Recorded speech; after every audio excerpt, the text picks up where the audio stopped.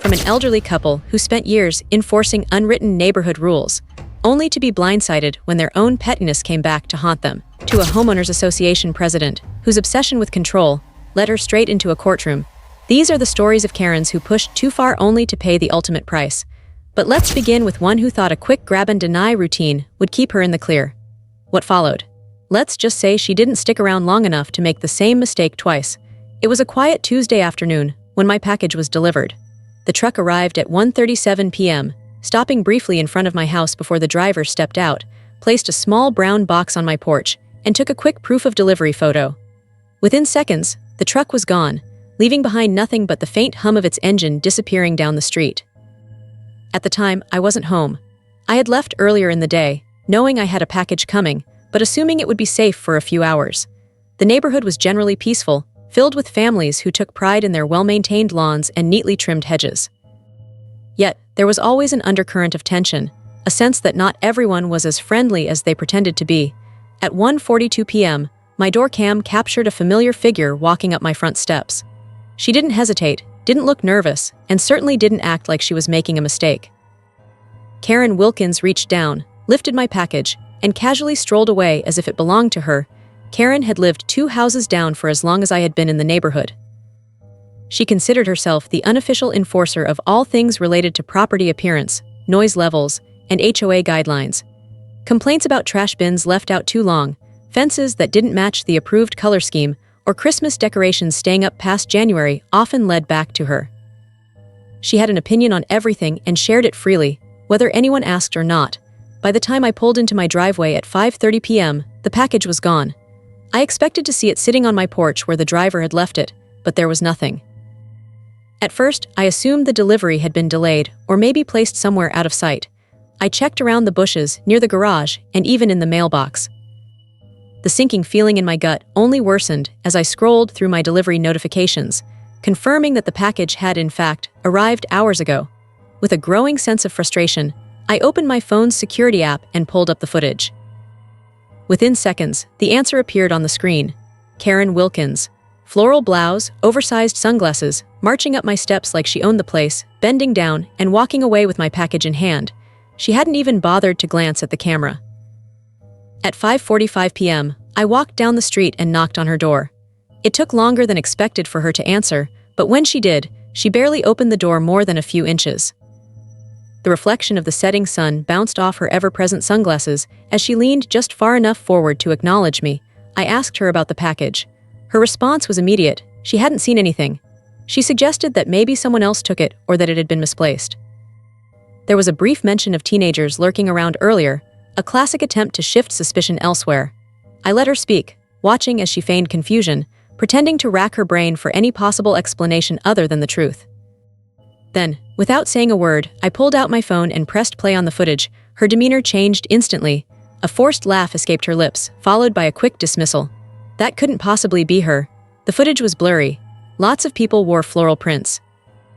I didn't even have proof that she still had the package. The excuses tumbled out in quick succession, none of them making sense, but each designed to stall for time. When it became clear that denial wasn't working, she pivoted. Perhaps she had grabbed it by mistake, thinking it was hers. That happened sometimes, didn't it? Packages got mixed up, and no one really kept track of every little thing that arrived at their door. I asked her what was inside. She hesitated. She didn't know. There was a pause, a flicker of realization crossing her face as she recognized the trap she had walked into. If she had mistaken the package for her own, she should have been able to describe what was inside. But she couldn't. The answer was simple, because she had taken it knowing full well it wasn't hers. At that point, she admitted that she had already opened it. The box, she claimed, had been thrown away. The contents, well, she didn't quite remember what they were. Something unimportant, probably. Something I wouldn't miss. She had no idea that the package contained a security camera upgrade. By 9:00 p.m., I had forwarded the footage to the HOA board. By 10:00 p.m., I had filed a police report. By the next morning, nearly everyone in the neighborhood knew about the video of Karen Wilkins stealing my package. The whispers began almost immediately. Conversations stopped when she walked by. Neighbors exchanged knowing glances. People who had once been friendly with her suddenly remembered their own missing packages, their own strange encounters, their own suspicions. At 11:00 a.m., 2 uniformed officers knocked on her door. She greeted them with wide eyes and a dramatic expression of shock and disbelief. This was all a misunderstanding, she insisted. Surely they had better things to do than chase down a simple mix-up. She was a respected member of the community. She had served on the HOA committee. She had been the one looking out for the safety of the neighborhood. The officers listened. Then they asked her directly, had she taken the package? There was a hesitation, a brief flicker of calculation behind her oversized sunglasses. Finally, she admitted that she had taken it, but insisted that it had been an honest mistake. She hadn't meant any harm. That explanation might have worked if she hadn't lied when I asked her about it the first time. A written statement was required. A formal warning was issued. And though she wasn't arrested, the damage had already been done. By the next week, a for sale sign appeared in front of her house. Whether she left because of the embarrassment, the whispers, or the growing distrust from the very community she had once tried to control, I never knew. What I did know was that from that day forward, not a single package went missing in the neighborhood ever again. But for some, control goes far beyond stolen deliveries. Some Karens don't just take what isn't theirs, they try to enforce their own rules, expecting everyone else to fall in line. One such Karen lived in my neighborhood, determined to dictate how things should be done. She tried, but when I met her energy with the same intensity, let's just say things didn't go quite as she had planned. It was the summer of 2017 when I moved into the quiet suburban neighborhood, the kind of place where the houses were spaced just far enough apart to offer privacy, but close enough to recognize familiar faces. The streets were lined with well-manicured lawns, mailboxes standing like sentinels at the edge of each driveway, and towering oak trees that cast long, dappled shadows in the afternoon sun. The scent of freshly cut grass and barbecue smoke often drifted through the air, and most of the neighbors exchanged friendly nods as they passed one another on evening strolls. At first, everything seemed perfect. The house was exactly what I had wanted, a modest single story with a spacious backyard, a covered patio, and just enough space to enjoy a peaceful life. For the most part, the neighborhood welcomed me. The couple next door introduced themselves within the first week, offering a plate of homemade cookies. The family down the street invited me to a block party before summer's end, but not everyone was so warm. Directly across from me, in the faded yellow house with the overgrown hedges and cracked driveway, lived an elderly couple. They were well known among the locals, not for their kindness but for their complaints. It was as if they had dedicated their retirement years to finding faults in everything around them. They had called the cops on children playing too loudly, on a teenager's car stereo, on a neighbor's dog for barking once too many times. They were the self-appointed enforcers of some unspoken rulebook, watching the street from their porch like statues carved in perpetual disapproval. I tried to be cordial. Whenever I grilled in my backyard, I offered them a plate. If their mail accidentally ended up in my box, I walked it over. When I saw them struggling to retrieve a fallen newspaper from their driveway, I picked it up for them.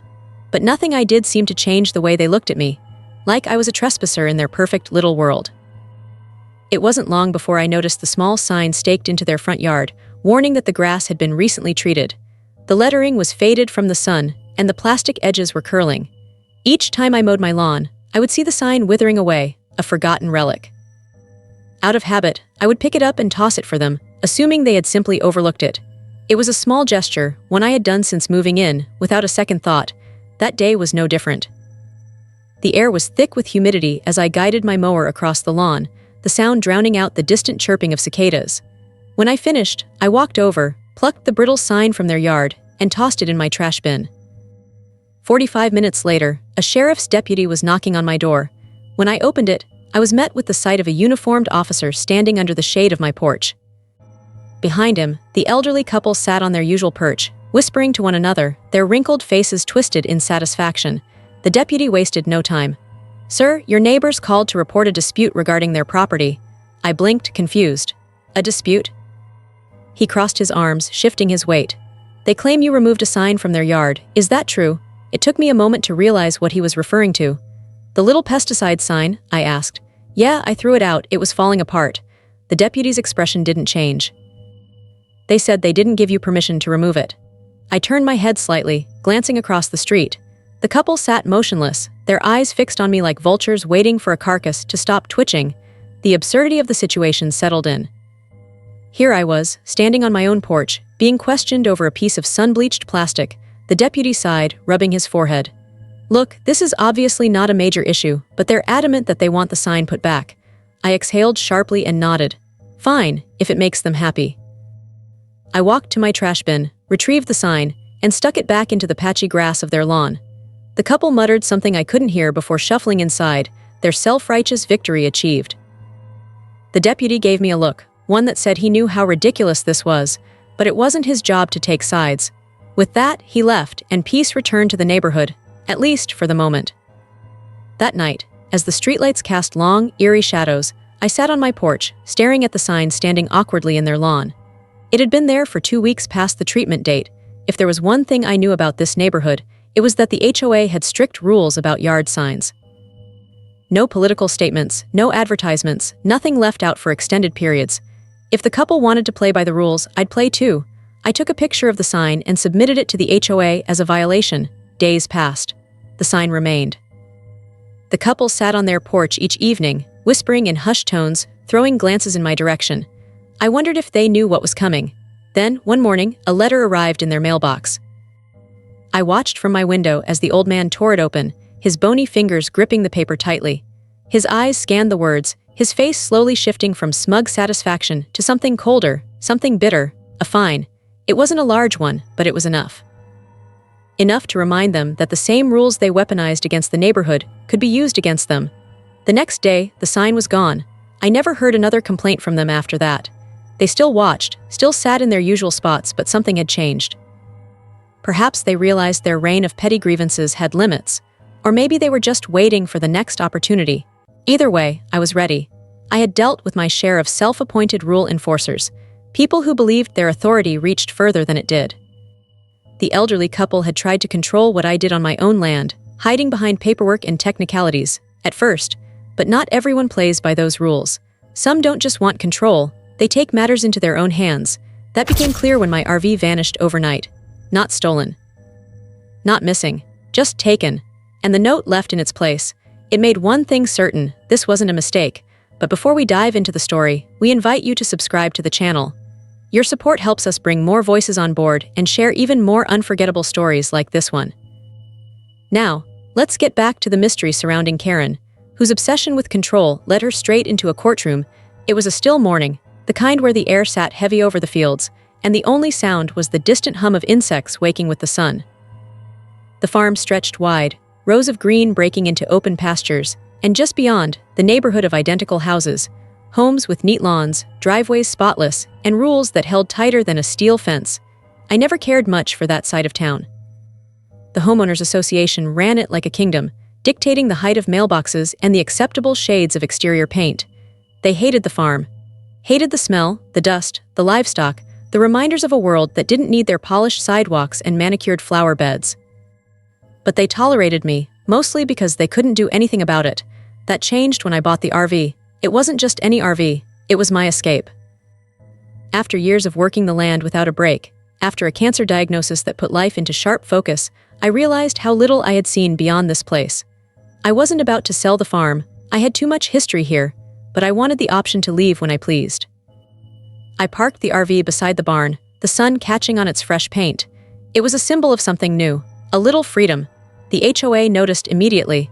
It started with a visit from the president, a woman named Elaine Dorsey. She had that tight, pinched look of someone who had spent too long frowning at things that weren't her business. "Are you holding that for a friend?" she asked, her eyes never quite meeting mine. I followed her gaze to the RV.